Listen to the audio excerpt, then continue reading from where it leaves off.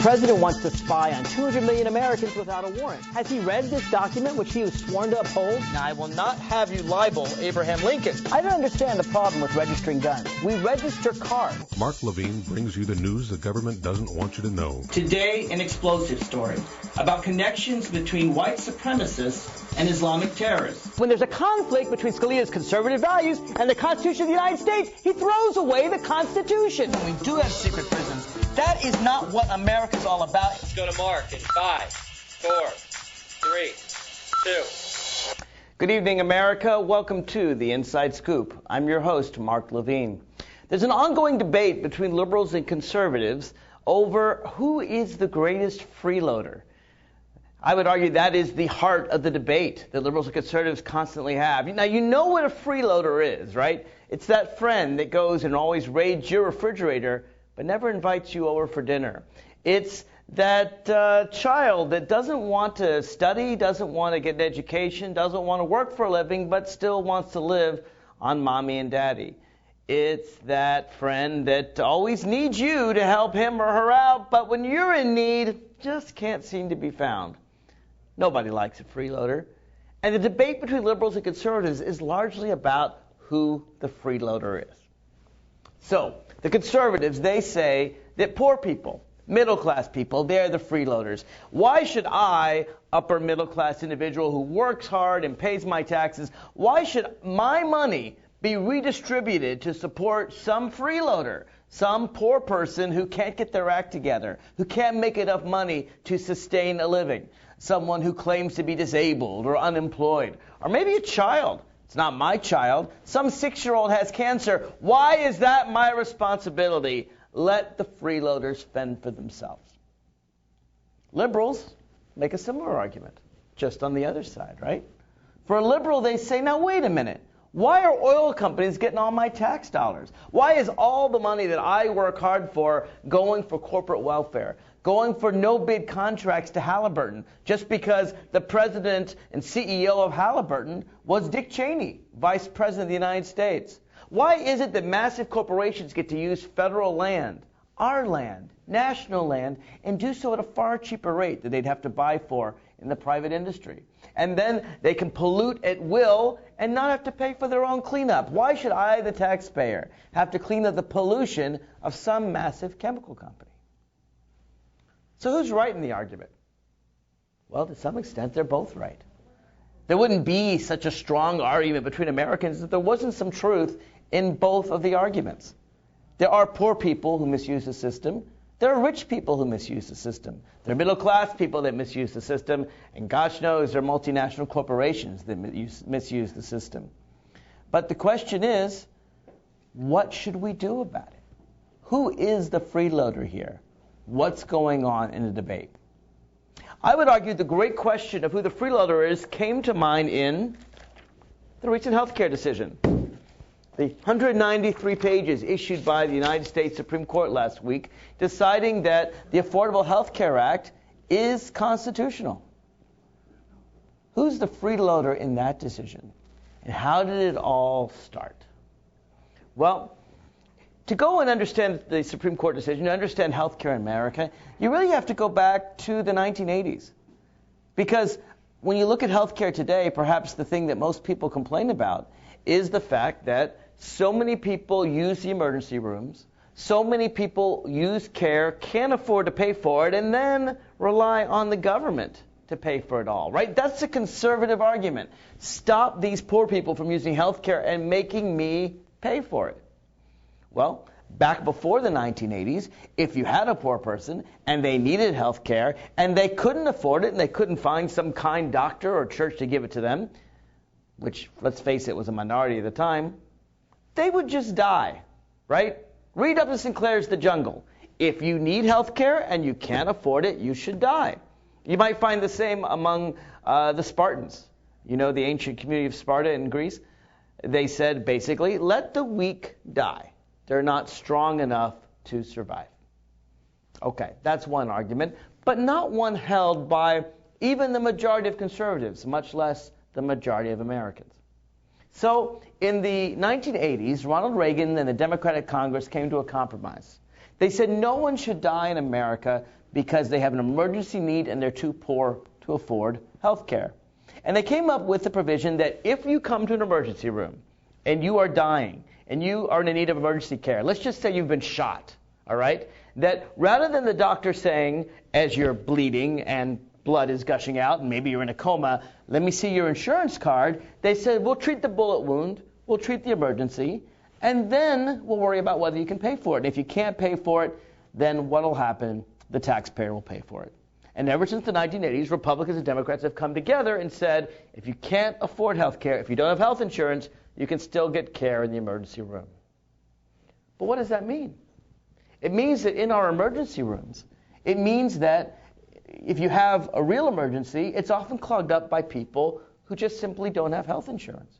50 million Americans don't have health insurance. This is prior to Obamacare. Don't worry, we're getting there.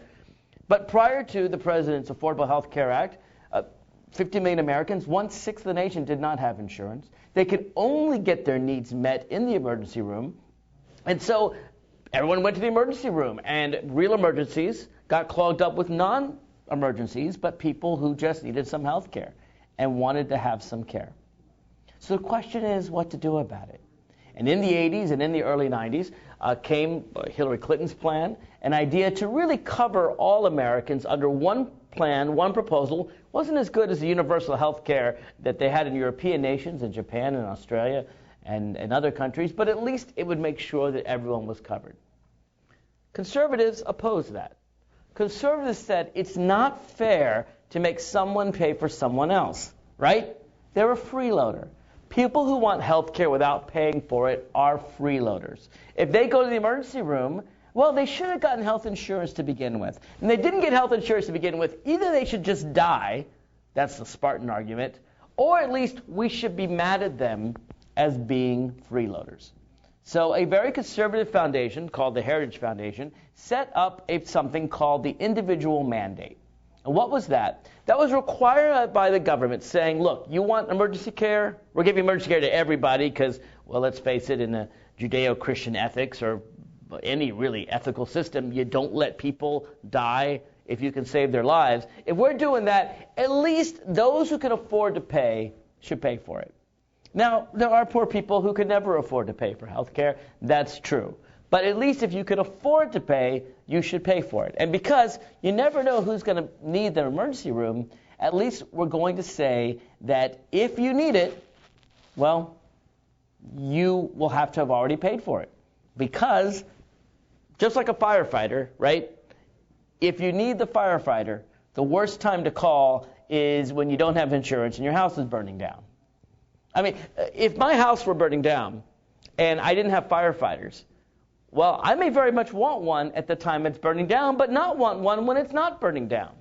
I live in the colonial city of Alexandria, Virginia. And if you go there and you go to Old Town Alexandria, I invite you to look on the walls of all the houses, all those beautiful old townhouses from the 18th and early 19th century. And you will see there are plaques on the oldest ones, on the ones that have survived. And the plaques, one might show a hose, or one might show a wagon with a guy with a fire hat on. Look at them carefully. Those are plaques for fire insurance companies. Because in colonial Alexandria, you didn't have the firefighters paid for by your taxes. Instead, you paid for them with your insurance. And if your house was insured and it was burning and your neighbor's house was burning too, remember there are a lot of townhouses in Alexandria, the firefighters would come and they would spray down the house that had paid the insurance, and they'd let the house that hadn't paid the insurance burn down. Just like some might argue, let the person without health insurance die.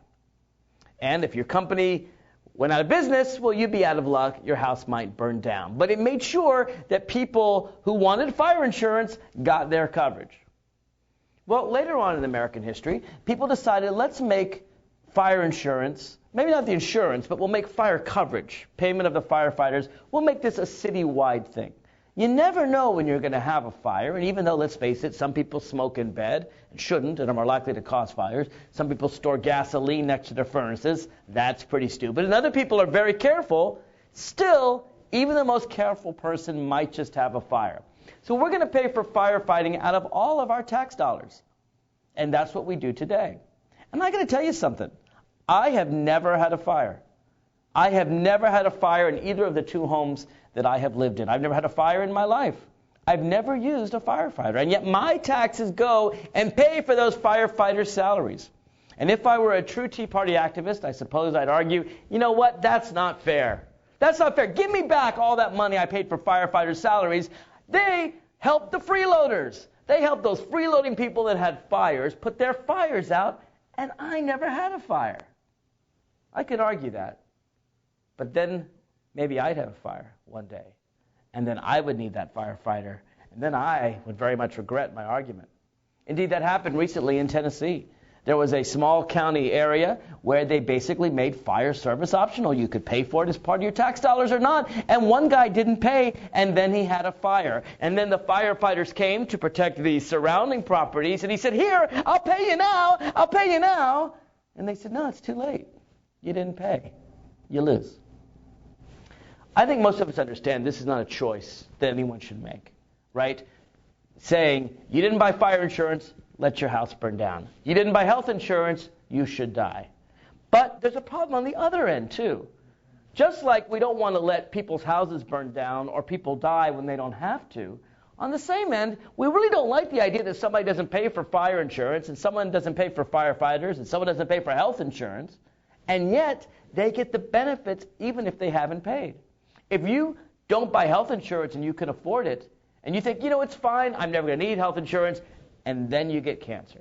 Then you get leukemia. Or maybe you get hit by a car. You need emergency aid right away, and now it's going to cost hundreds of thousands of dollars. You might say, just like that guy in Tennessee, now I'll pay, but now it's too late, right? Because cancer's only going to strike 1 in 10 of us. A car will only hit 1 in 10 of us. And they need the money from all 10. So if you want to be protected, everyone has to contribute to the system. That's the conservative argument, the Heritage Foundation argument, the argument that Willard Mitt Romney, Republican nominee for President of the United States, made in Massachusetts. If you can afford to buy health care, you should pay. It's a conservative argument, and it's one fully reflected in the Affordable Health Care Act, in Obamacare. Indeed, it's the thing that apparently now makes Tea Party activists most angry. The idea that there should be a freeloader's tax. What Tea Party activists are saying, in effect, is, I don't want to pay for my health care. I just want to get it and not pay for it. Treat me in an emergency, even though I can afford it, and even though I don't want to pay. And even though, let's face it, an emergency might cost millions of dollars and bankrupt somebody, hey, it doesn't matter. I'll go to the taxpayer. What's fascinating is watching the conservative argument shift. Conservatives used to hate freeloaders. Now they love them.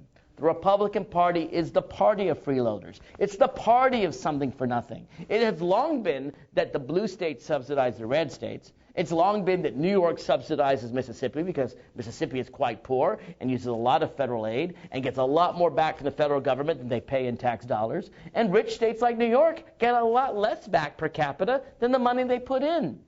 But liberals, blue states, understood that they help out people in need. The new argument is the conservative argument. The argument that says not only do we have a right to health care, but we have a right to freeload. We have a right to grab money from other people even when we don't need it. That's a new argument. And it's the heart of what happened in the United States Supreme Court opinion. And I'll get to those details when I come back. If you want to dial in, please do. 888-48-MARK. Saving for retirement might be easy for some folk, but for others, it might take a little more work. And for those who haven't started, there are still things you can do to catch up. Oh, that is good news. Like getting out from underneath past debt. And don't get wrapped up with high-interest credit cards. Get you some eyes. Be diversified with your investments. Don't put all your eggs in one basket.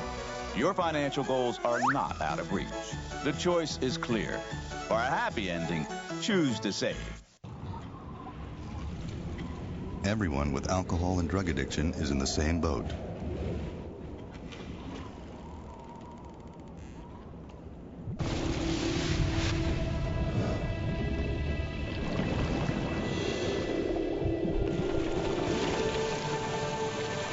With treatment, you can find solid ground. For drug and alcohol information and treatment referral for you or someone you know, call 1-800-662-HELP.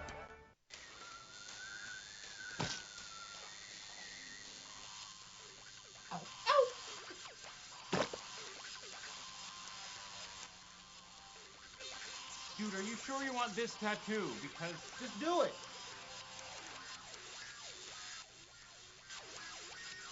Some mistakes in life are permanent. Like hearing loss. To learn how to protect your hearing, visit asha.org. You've probably heard about heart disease, but did you know that it's the #1 killer of women nationwide? Heart disease claims more lives each year than breast cancer, lung cancer, or strokes combined. But there are steps you can take to protect yourself against it. For more information on how you can prevent heart disease, contact your local American Heart Association or visit their website at www.americanheart.org. Here again, The Inside Scoop with Mark Levine. Welcome back to The Inside Scoop. I'm your host, Mark Levine. If you want to comment on today's show in real time, you can be heard. Just pick up the phone and dial 888-488-MARK, 888-488-6275, and talk with me. Agree or disagree, I want to hear from you. So I'm talking about freeloaders. Liberal freeloaders, conservative freeloaders, rich freeloaders, poor freeloaders, and the fascinating switching of sides of the Republican Party. The Republican Party used to argue, conservatives used to argue, that freeloaders were a bad thing, that nobody should demand redistribution of wealth, that nobody should ask for someone else's hard-earned tax money, particularly when they didn't need it. In fact, the argument between liberals and conservatives went something like this. Liberals said poor people need to eat, that people in emergencies need health care, and so even if they're freeloading a little bit, even if they're taking from someone else, these are people in need. Jesus said, feed the hungry. This is part of our ethics. We don't let people die hungry. We don't let people die sick when we can take care of them. But the one thing liberals and conservatives both agreed on, whether or not they agreed to feed the poor, is that the middle class, the rich, could afford to take care of themselves. This was the point of agreement. This is what liberals and conservatives came together on. And so conservatives came up with the healthcare individual mandate, which says, and this is, of course, the classic part of Obamacare, it says, hey, if you can afford health care insurance, you need to get it. You need to get it because otherwise you're a freeloader. You need to get it because otherwise if you get sick and you go to the emergency room, then you may be able to afford health insurance, but you can't afford that quintuple emergency heart bypass surgery. It's going to cost you millions of dollars. It's going to cost the taxpayers millions of dollars to save your life. Penny wise, don't be penny wise and pound foolish. Pay for your health insurance. And if you don't, we're going to penalize you. Now, there's a huge argument. Is it a penalty or is it a tax? Well, let me tell you what happens in Obamacare, just so you know and can make the decision for yourself. If you can afford health care insurance and don't pay for it, you are penalized by the government. You have to pay an extra tax on your IRS form. Now, to be fair, if you can't afford it, if you don't have enough money to pay for it, if you don't pay taxes, for example, there's no penalty for you. If the health insurance is more than 8% of your income, you don't have to buy it. So the healthcare mandate only affects those people who can afford to buy health insurance. How much is it? It's 2% of your income. That means if you make $35,000 a year, or about $3,000 a month, you can pay up to $60 a month in penalties if you choose not to get health insurance. And that money goes to take care of you if you need emergency care. If you make $100,000 a year, you're going to pay about $200 a month in health insurance. Now, this is a tax, and it's one that, according to the Congressional Budget Office and Chief Justice Roberts in the Supreme Court decision that just came down last week, it's one that approximately 4 million Americans will have to pay. That's about 1% of the population. 99% of Americans will never pay this tax.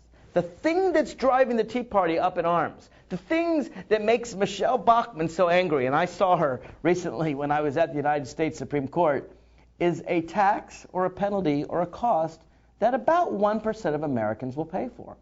99% will not. 99% of Americans will be covered under Obamacare, because they either will buy their own health insurance, or they'll be too poor to buy health insurance, or the threat of this tax will get you to buy health insurance. After all, wouldn't you rather have health insurance than pay $60 a month and get nothing for it? I know I would. So in all this argument, is it a penalty? Is it a tax? What is it? People should keep in mind how few people are actually going to pay this thing. It is an incentive, right? That's what it is. We can argue penalty, tax. It's an incentive. It's Congress incentivizing you to take care of yourself, incentivizing you to get health care. Now, conservatives say this is way out of line. Congress shouldn't incentivize you to do anything. But if they say that, they really haven't read the tax code. After all, there's an incentive to have children in the tax code. You get a deduction for every child. There's an incentive to buy a house in the tax code and to have a mortgage, because you get an interest rate deduction if you have a mortgage. There's an incentive to go to college. You get a discount on student loans. Congress gives incentives all the time. You may have seen the more recent incentives to have green energy, right? If you weatherize your home, you get a tax credit. That's all part of the tax code. There's nothing unusual about Congress giving incentives. So what was this argument all about? Why were conservatives insisting that Obamacare was unconstitutional?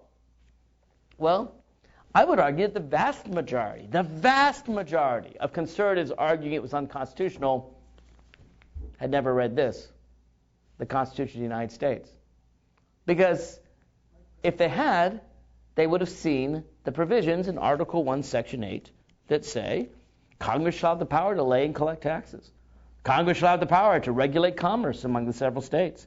Congress has the power to provide for the general welfare of the United States. Congress has the power to do everything that is necessary and proper. Make all laws necessary and proper for carrying to execution the foregoing powers. Pretty broad powers. You see, in America today, when people say, that's unconstitutional, they're really saying, I don't like this legislation. But rather than say, I don't like this legislation, which makes it sound like you've got a personal disagreement with what the government did, you say, that's unconstitutional, right?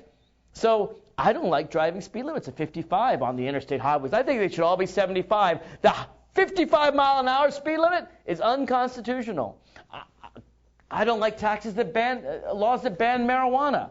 Laws that ban marijuana are unconstitutional. I don't like laws that ban gambling or that prevent people underage from drinking, or maybe I don't like laws about stealing or murder. Who knows?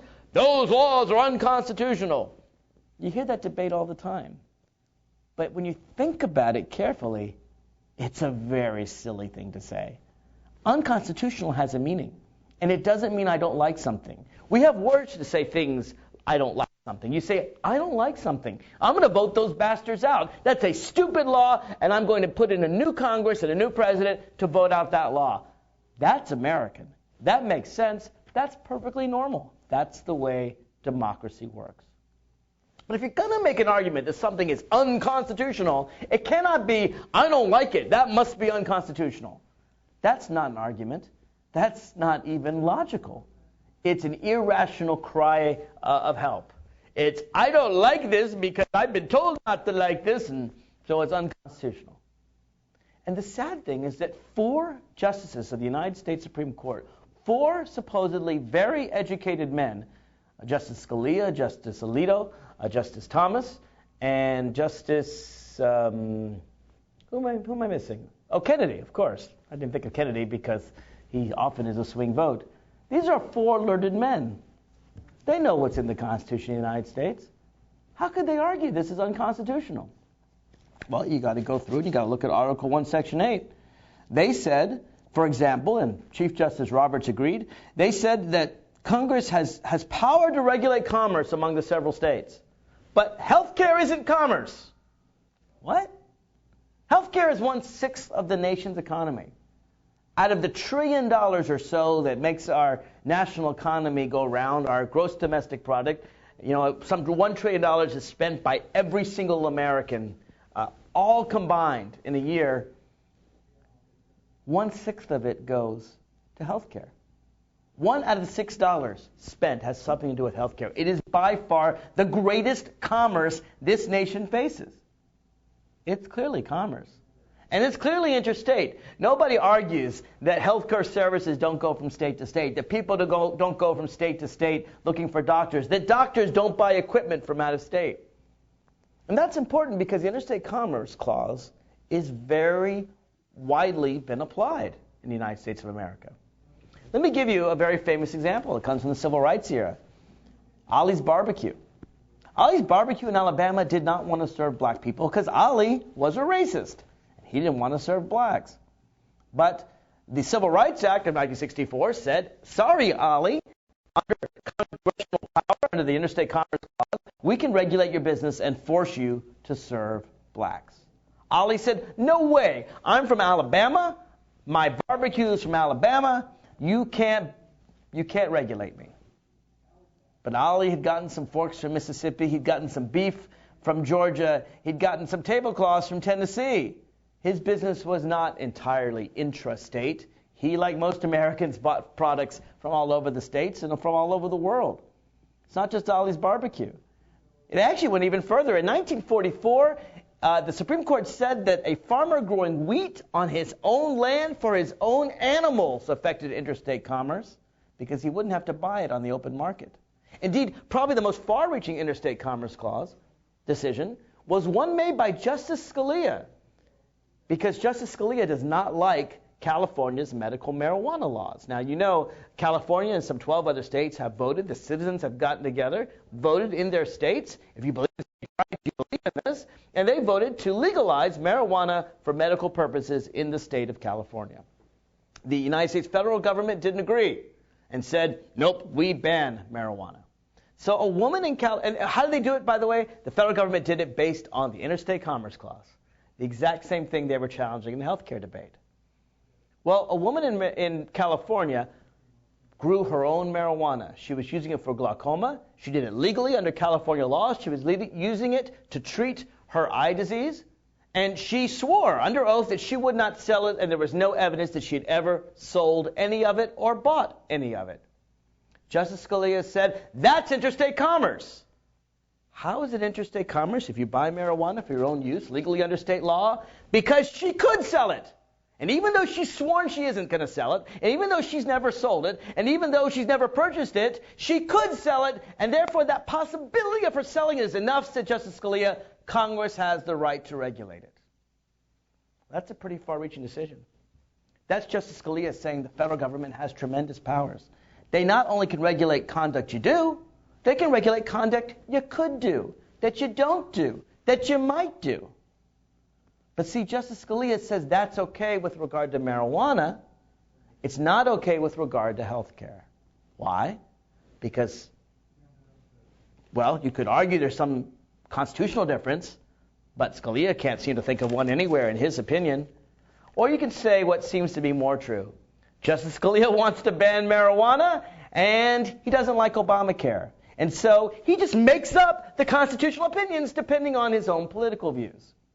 We've seen that from Justice Scalia recently, when he attacked the Obama administration on their immigration policy, even though it had nothing to do with the recent case that came up before them on Arizona's immigration law. The question for the United States Supreme Court is, are they a court of laws that upholds the Constitution of the United States? Or are they a mere political body deciding what they want to do based on their political goals, the way Justice Scalia does? Chief Justice Roberts had an important decision to make. Chief Justice Roberts did, and he made that decision.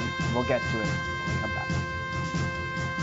I need a job. Necesito trabajo. I would like to speak English better. Me gustaría hablar inglés mejor. I want to be a U.S. citizen. Quisiera ser ciudadano de los Estados Unidos. For over 35 years, Por más de 35 años, the Hispanic Committee of Virginia has been serving our community. el Comité Hispano de Virginia ha estado sirviendo a nuestra comunidad. Job training and placement, Capacitación, ayuda para conseguir trabajo, education for children and adults, educación para niños y adultos, immigration, naturalization, and medical referrals. ayuda para los procesos de inmigración y naturalización y orientación sobre médicos Are a small part of what we do. son solo una pequeña parte de lo que hacemos. For help, information, or to volunteer, Para ayuda, información o para ofrecerse como voluntario, contact the Hispanic Committee of Virginia, comuníquese con el Comité Hispano de Virginia, helping everyone participate more fully in American society. ayudando a todos a participar plenamente en la sociedad norteamericana.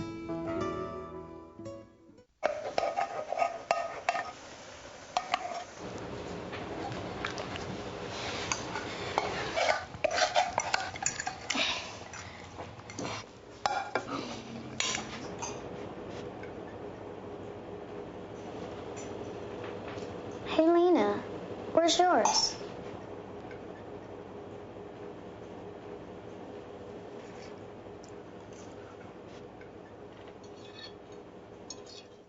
Would you notice if you were missing half your kidney function? According to the National Kidney Foundation, 20 million people have chronic kidney disease, and 20 million more may be at risk and not even know it. Anyone with high blood pressure, diabetes, or family history of chronic kidney disease is at risk.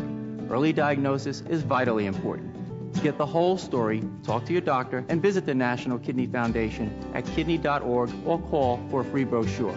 Because when it comes to chronic kidney disease, you might not know the half of it.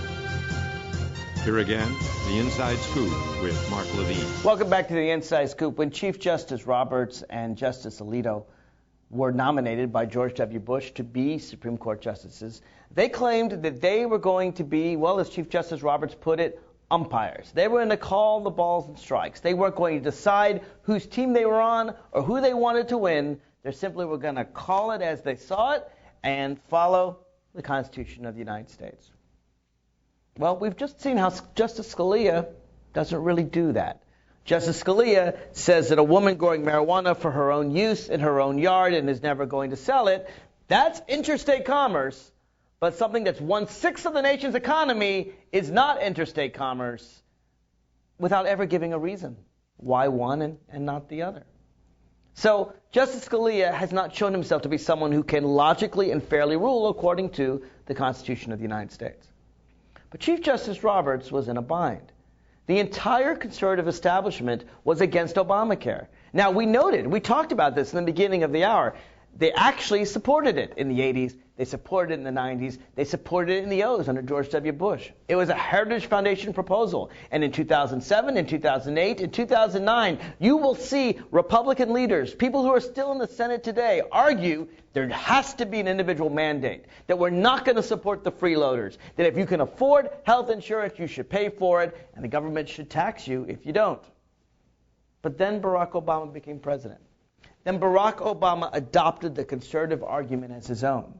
Barack Obama took Romneycare, took Mitt Romney's program, and applied it to the United States of America. Indeed, it's the one thing that Mitt Romney and Barack Obama agree on, that you need to pay for your own health care if you can afford it. And suddenly, the right wing shifted. Suddenly, the right wing said, wait a minute, if President Obama supports this, and we need to defeat Obama, we have to suddenly be against it. And so everybody switched sides. And by the time the legislation came before the Congress, not a single Republican in the Senate, including the several dozen that had supported it before, none of them would support President Obama's bill. And largely based on the claim that it has an individual mandate, even though they had supported an individual mandate before.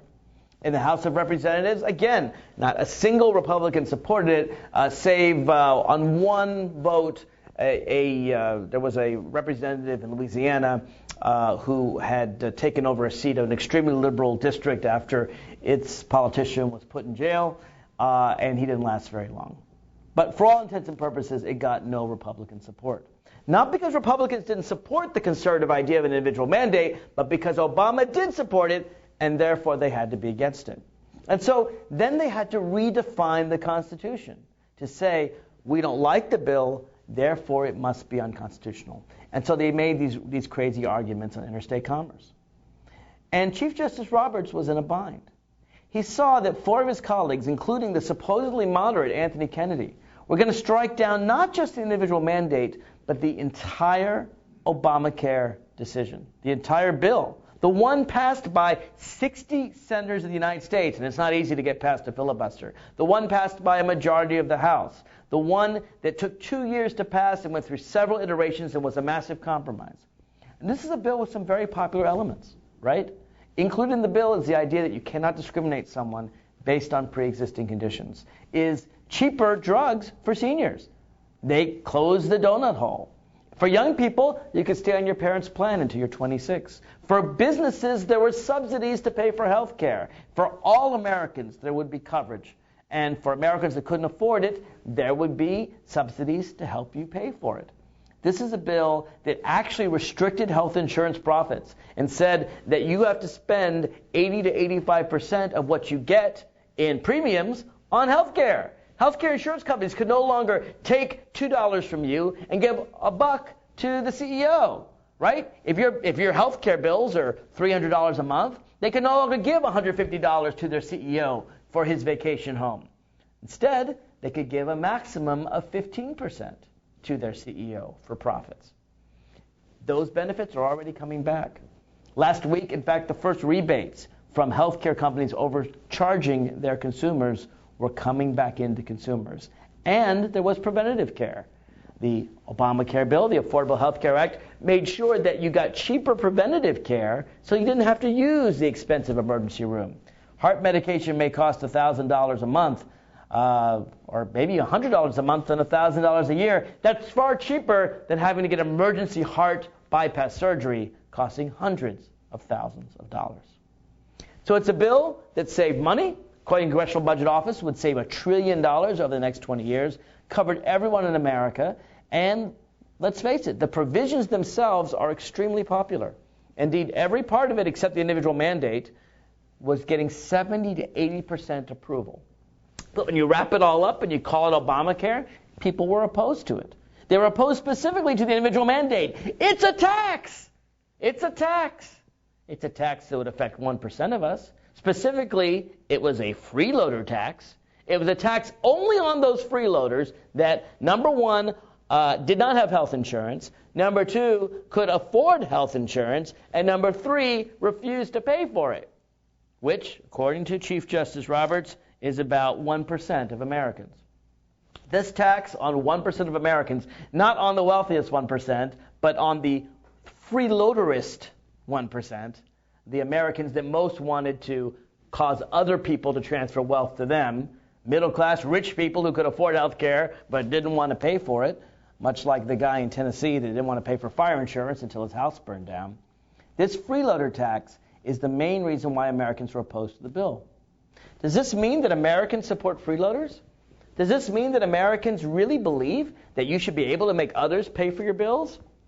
I don't think so. I'm curious to know what you think. At 888-488-MARK, let me know. 888-488-6275 if you disagree. But I don't think Americans support freeloaders. I don't think Americans understand what this bill is. I don't think Americans understand the individual mandate is for about 1% of Americans. And this is a tax that's really quite small. 2% of your income. $60 a month if you make $36,000 a year, and about $200 a month if you make $100,000 a year. $60 a month. I have cable bills that are larger than $60 a month, and I suspect you do as well. It's not that much. So why all the animosity? Well, let's face it, healthcare insurance companies don't like the bill. They don't like the bill because their profits will go down because there's a limit on their profits. We have regulated utilities. I'm sure you know that. Your electric bill, your gas bill, your water bill, they're limited by the government because they have a monopoly, because they could overcharge you. Everybody who needs water, everybody needs air conditioning. If you don't know that, you haven't lived in the Washington, D.C., Northern Virginia area in the past 3-4 days. Everyone needs electricity, water, heat, gas. These are basics, and so the government has to make sure that there's not monopoly profits. They regulate them.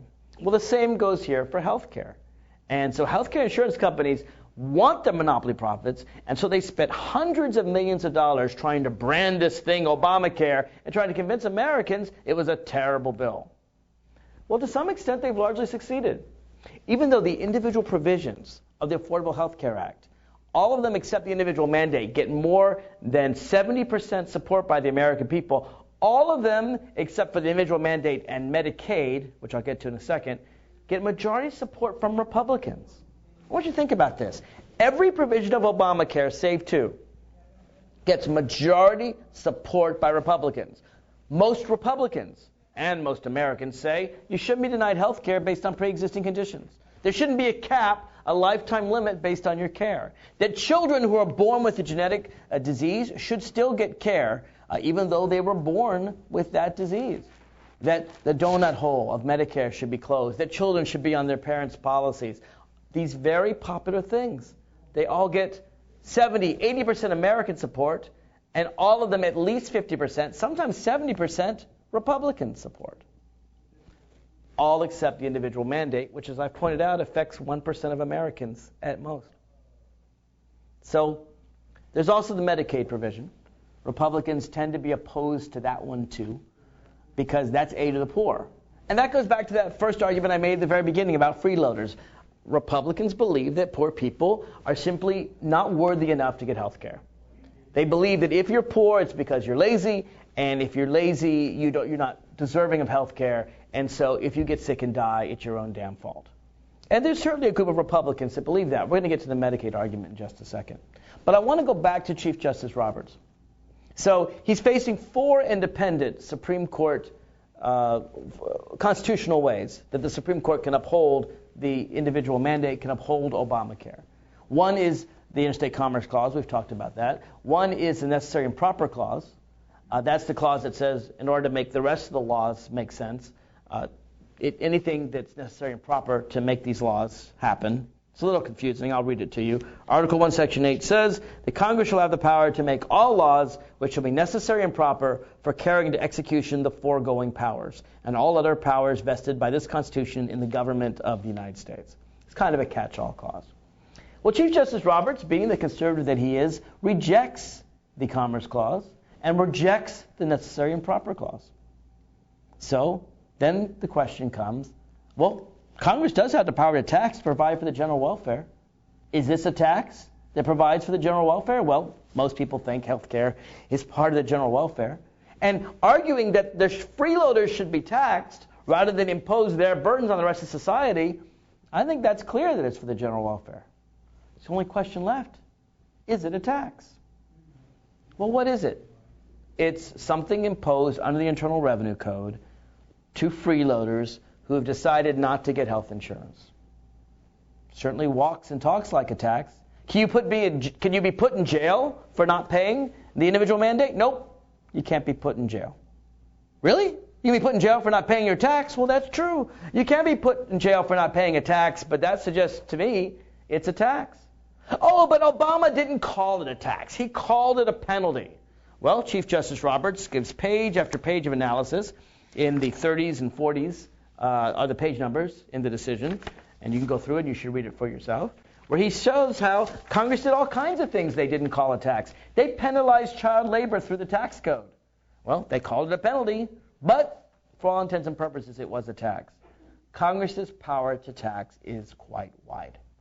And yet Chief Justice Roberts, perhaps because he didn't want Americans to think this was regulation on the Interstate Commerce Clause, because that would somehow make Obama look good, maybe he thought if he called it a tax, it would make Obama look bad. Who knows? The one thing we do know is if you read through the decision, it seems very clear that Chief Justice Roberts was not originally going to vote this way. It seems quite clear he was going to vote with his 4 conservative brethren to strike down the entire Affordable Health Care Act. And to do so, not just on the individual mandate, but the entire thing. To take 2 years of work and the signature legislation of the President of the United States and strike it down. That had not been done in 75 years. That had not been done since Franklin Roosevelt. That had not been done since the depths of the Great Depression, when FDR threatened to pack the court in order to fix it. I'm going to give you that story and why Chief Justice Roberts switched his vote when we come back. If you want to join in, 888-48-MARK, 888-48-6275.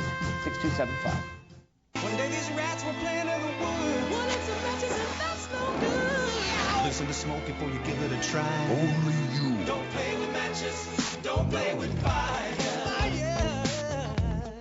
Cause there's nothing very funny about Rick's life. Nothing very nice on a homeless mind. So if a gorgeous force is what you desire, don't play with matches. Don't play with fire. Only you can prevent wildfires. Fire. Why don't you just wash your car at home? When I wash my car, everything runs down the street and down into the storm drains. With all the chemicals in the soaps and waxes, the last thing I want to do is poison my own drinking water. At least here, it's all contained and recycled on site. That's why I also take my car in for oil changes instead of doing it myself. I might take a chance on spilling stuff. You know what the best part is? What?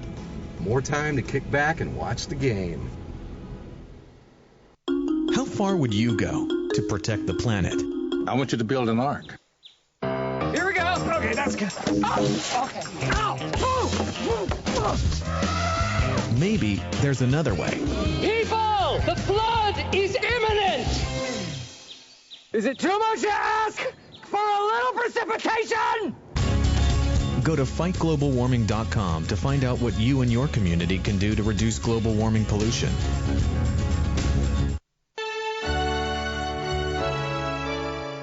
Somewhere around the world, there are men and women of the armed forces risking their lives, helping rebuild communities after natural disasters, collecting toys for needy children, tutoring kids in school.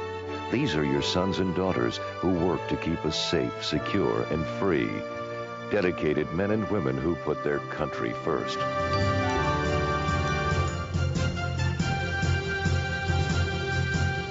Here again, the Inside Scoop with Mark Levine. Welcome back to the Inside Scoop. I am your host, Mark Levine. This is your last chance to call in. Whether you agree or disagree, I would like to hear from you. 888-488-MARK, 888-488-6275. Call toll free. And, well, you can get your opinion heard right here. We're talking about this 193-page decision that I myself personally got at the Supreme Court building. I am proud to say that I got it right at a time when so many in the media got it wrong. In fact, I'm proud to say that I am the first broadcaster in the nation, to my knowledge, to report the decision accurately. CNN and Fox reported it inaccurately at 10:07 a.m. I reported it accurately at 10:08 a.m. If you want to see that, it's on my website, marklevinetalk.com. David Schuster and I were there. I report the decision accurately, and then MSNBC and NBC got around to reporting it accurately at 10:10 a.m. I had the inside scoop on them by about 2 minutes. So I'm proud of that. That's another issue. But one of the reasons why CNN and Fox got the opinion wrong is because they just read the beginning of the opinion, the part where Chief Justice Roberts rejects the constitutionality of the Affordable Health Care Act based on Interstate Commerce Clause, and they don't get it to the part where he upholds it based on the taxing clause. Now, this must have been a very difficult issue for Chief Justice John Roberts. Clearly, he had no love for liberal things like providing health care to poor people or making sure that if you have a pre-existing condition, you're covered.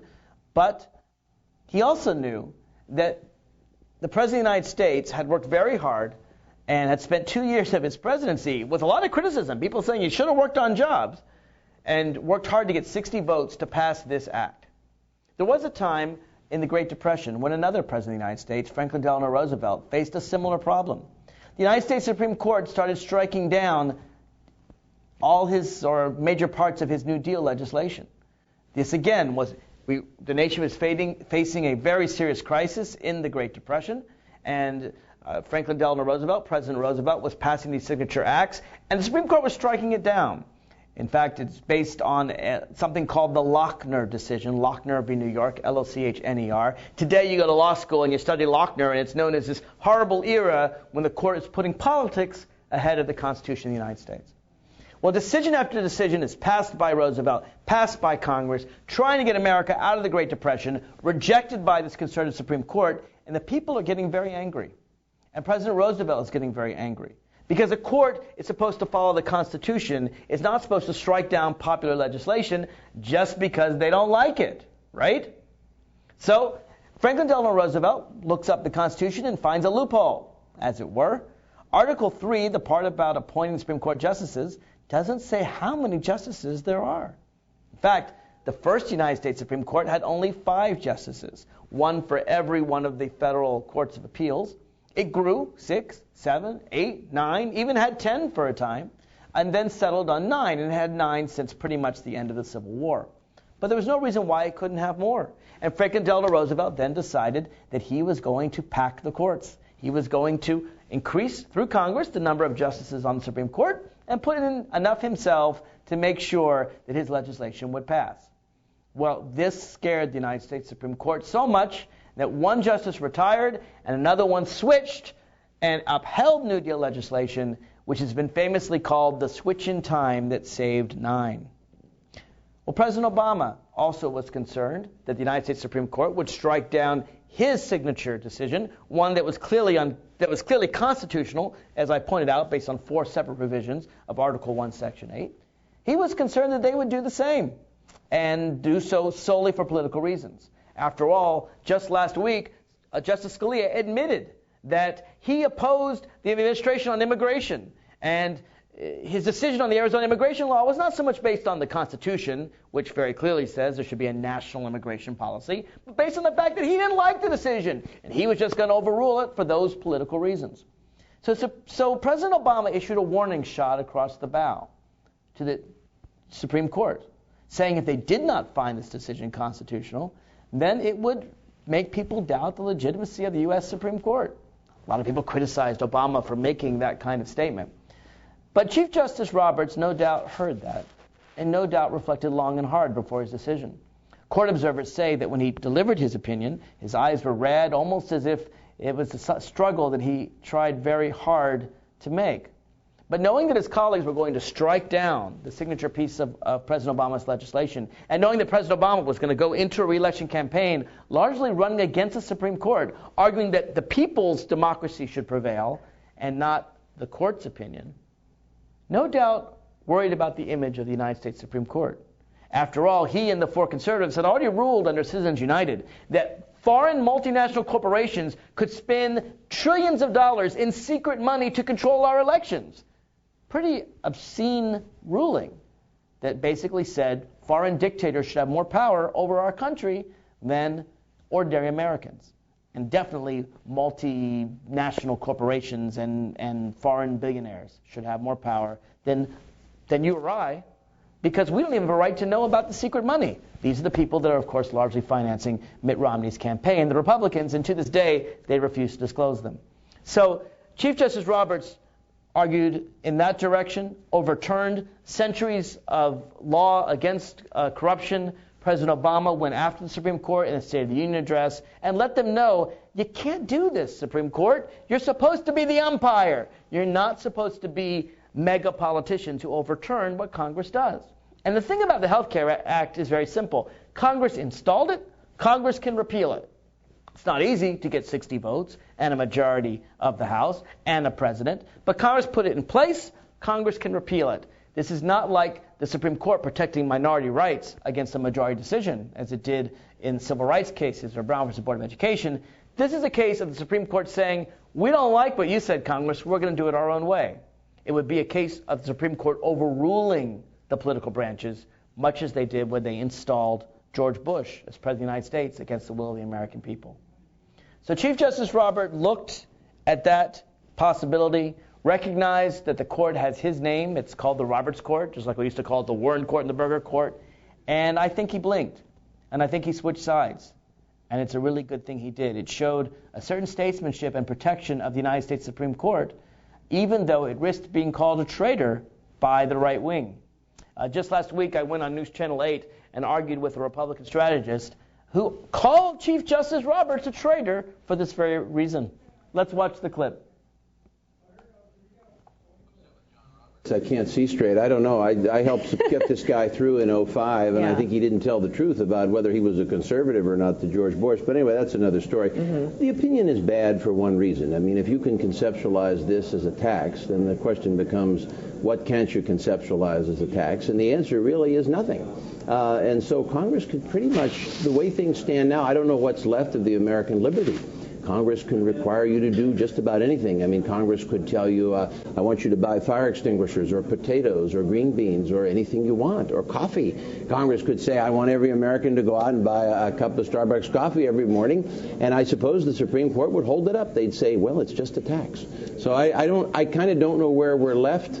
I can only hope that we get, if Romney wins and we get a Republican Senate, we can overturn this. Let me say, there's nothing unusual about Congress encouraging you to do things. Congress Congress. Well, they're not encouraging, they're mandating. No, they're encouraging you through a tax. That's what they do. For example, no, they encourage you through a tax. No, they're John forcing Roberts people to buy health insurance. That's exactly wrong. That's not Chief wrong. Justice Roberts pointed out that 4 million people probably won't pay the $60 a month or so to get the health insurance, and Congress expects that. They're not outlaws. All they're doing is increasing your tax. It's the same, for example, if you don't own a home. Congress taxes you if you don't own a home, because if you own a home, you get a mortgage interest deduction. I don't have children. Congress raises my taxes because I don't have children, because you get a deduction if you have children. Congress regulates the tax code all the time. I think there's confusion here. Congress has required the health law. If you look at the 2010 health law, it clearly requires a group of people to purchase health insurance or else. It is not an encouragement. It is a mandate. That's what the entire Just like you have to purchase a home or else. If you don't purchase a home, you can't get the mortgage interest deduction. If you don't have children, you can't get the child deduction. If you don't have health care, you don't get the health care deduction. No. This is common practice. Very confused. Anyway, I think it's a bad. It's a bad ruling. It leaves us in a very bad position. All right. Well, Okay, so you got his point. First of all, he says, I thought Chief Justice Roberts was a conservative. In other words, he's a conservative, so he should have ruled the way I think politically he should rule. Again, it's a failure to understand the Constitution of the United States. It's a failure to understand that he's supposed to rule based on what's in here, not based on what his politics are. Then comes the argument about the tax. Now, you heard him. This is an argument I made all along in the show. Congress can't tax me to encourage me to do something. Of course they can. They do so all the time. They have always done so. It's no different whether it's a home or a student loan or children or health care. You may disagree with congressional tax. If so, vote the bums out. But you can't argue it's unconstitutional for Congress to use the tax code to encourage you to do something. Congress uses the tax code to encourage you to do something all the time. So then he comes back and he says, well, it's just a bad decision. It's a bad decision. If you don't like the law, you need to overturn it. Don't just argue it's a bad decision. It's the role of the United States Supreme Court to base a decision based on the Constitution, not based on whether they like it. And Chief Justice Roberts actually makes that very clear. At the end of his opinion, to his credit, he writes, the framers created a federal government of limited powers and assigned to this court the duty of enforcing those limits. The court does so today, but the court does not express any opinion on the wisdom of the Affordable Care Act. For the Constitution, that judgment is reserved to the people. That's exactly right, and I think Chief Justice Roberts understands that he has a role to preserve the legitimacy of the United States Supreme Court that has a lower opinion rating than the President of the United States. That's very rare. Ever since Bush v. Gore, the opinion of the Supreme Court has taken a nosedive from all these various political decisions. And this is Roberts' chance to preserve his legacy. Before I go, I want to make one last word on the storm that left so many of you, that left me without power. Let's go to camera 3. Let's right here. Okay, I'll do camera 2. Fine. If you studied the weather pattern, you know that it was a derecho, a very unusual storm. It's a storm based on extremely high temperatures. Based on temperatures in the Washington, D.C. area that were 104 record temperatures.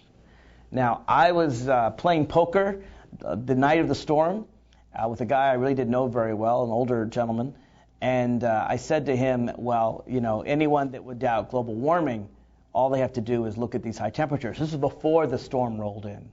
And he said, no, global warming's been happening for thousands of years. There used to be an ice age.